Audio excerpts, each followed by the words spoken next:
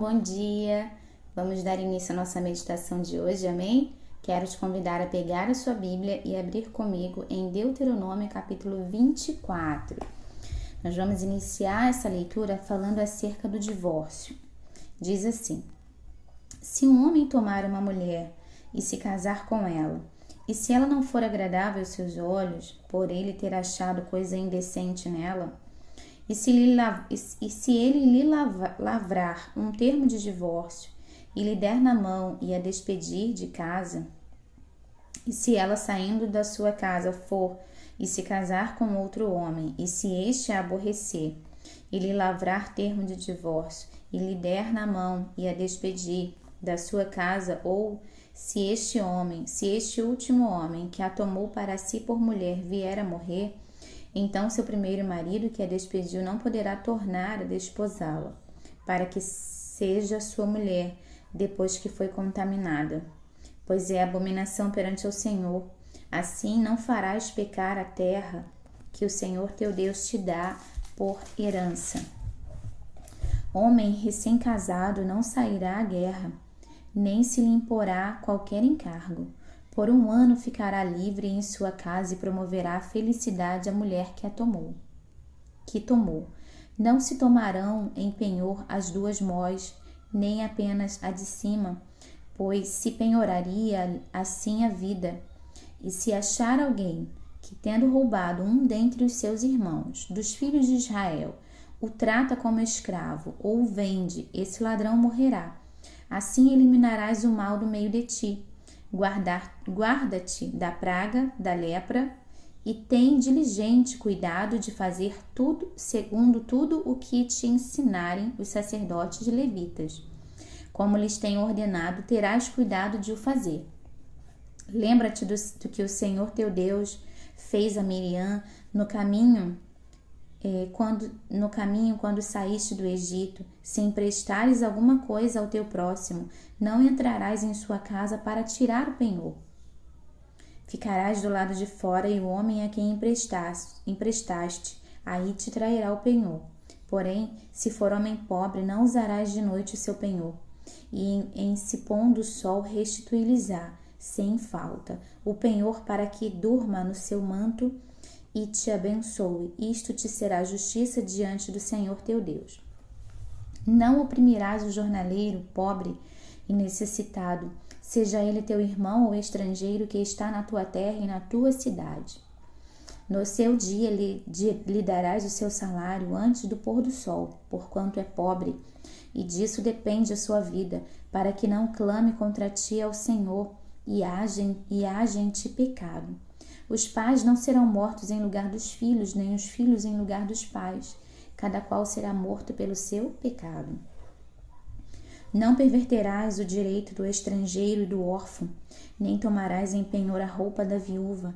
Lembrar-te-ás de que fostes escravo no Egito, e de que o Senhor te livrou dali pelo que te ordeno que façais isso. Quando no teu campo cegares a messe e nele esqueceres um feixe de espigas, não voltarás a tomá-lo, para o estrangeiro, para o órfão e para a viúva será, para que o Senhor teu Deus te abençoe em toda a obra das tuas mãos. Quando sacudires a tua oliveira, não voltarás a colher o fruto dos ramos, para o estrangeiro, para o órfão e para a viúva será. Quando vindimares a tua vinha, não tornarás a rebuscá-la, para o estrangeiro, para o órfão e para a viúva será os restantes. Lembrar-te-ás de que foste escravo na terra do Egito, pelo que te ordeno que façais isto. Iniciamos a leitura de hoje falando de um tema que é bem atual nos dias de hoje, que fala acerca do divórcio e do novo casamento. Aqui tem algumas regras para o homem que se divorciar e der carta de divórcio para a esposa, e se ela viesse a se casar novamente, esse homem lhe desse também carta de divórcio ou viesse falecer, o primeiro homem não poderia tomá-la novamente, porque ela seria considerada contaminada porque se casou novamente. Nos dias de hoje, o divórcio, ele parece que está virando uma febre. As pessoas estão já entrando no casamento com uma certeza de que se não der certo, já podem se separar. E não tentam o entendimento, não optam em abrir mão, muitas das vezes, da sua própria vontade para alegrar o outro ou para tornar o outro feliz. Há casos em que realmente o divórcio é mais do que necessário, como no caso de espancamento. Nós sabemos que o espancamento começa com um tapinha, com um empurrãozinho, e dali vai crescendo, né? Hoje de manhã eu vi uma reportagem de um marido que atropelou, ele pegou o carro e ele jogou contra a esposa, e ela foi de contra um muro, e só foi, mesmo assim, ela conseguiu fugir, e aí um morador, né, conseguiu ali paralisar aquele homem, e aquele homem fugiu. Mas nesses casos é mais do que necessário, existe aí a Lei Maria da Penha para que as mulheres sejam, né, protegidas e amparadas pela lei. Mas existem outros casos em que não tem a menor necessidade de um divórcio. Às vezes requer adaptação. A pessoa mora numa casa, o outro mora na outra, quando são noivos, quando são namorados. Aí quando casa, junta-se costumes, junta-se a personalidade, o jeito de colocar a pasta de dente, a escova, a toalha de banho e uma série de outras questões. Então, muitas das vezes é necessário um tempo para adaptação, mas hoje em dia nós estamos vivendo a era do fast food. As pessoas querem as coisas muito rápido, querem as coisas no estalar de dedos. Então, muitas das vezes nós queremos que a mudança aconteça no outro, mas muitas das vezes é necessário que a mudança aconteça em nós, que nós tenhamos mais paciência, que nós tenhamos mais amadurecimento. Às vezes é necessário isso. E aqui Deus ele vai deixar aqui uma instrução acerca do casamento, acerca do homem recém-casado,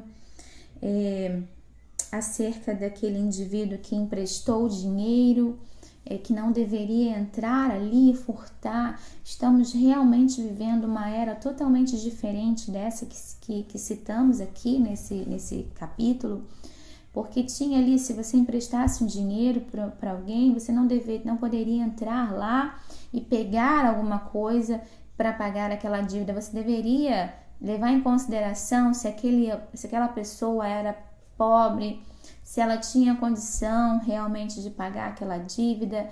Hoje as pessoas estão entrando nas casas uma das outras para cobrar dívidas, e muitas das vezes cobram de uma forma caríssima com a própria vida.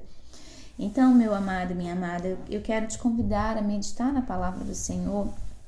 Você que é casado, você que é casada, cuide mais do seu casamento, cuide mais da sua mente, do seu espírito.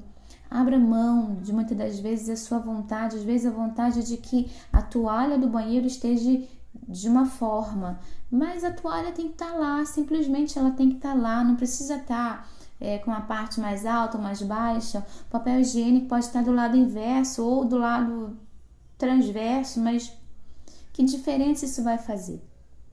Tá? Então vamos meditar. Muitas das vezes podemos evitar alguns conflitos no casamento, e muitas das vezes as pessoas não querem nem tentar, já optam logo pelo divórcio.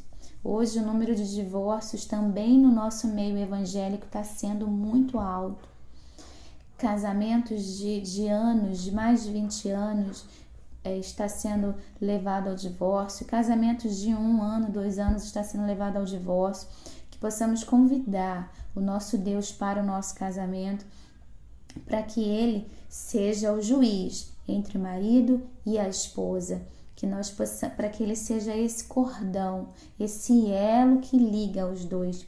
Amém? Porque quando olhamos para o outro, reconhecemos que se formos para um outro casamento, os problemas talvez serão os mesmos, porque se nós não mudarmos, no outro casamento também vai ser igual, a gente também vai ter os mesmos conflitos.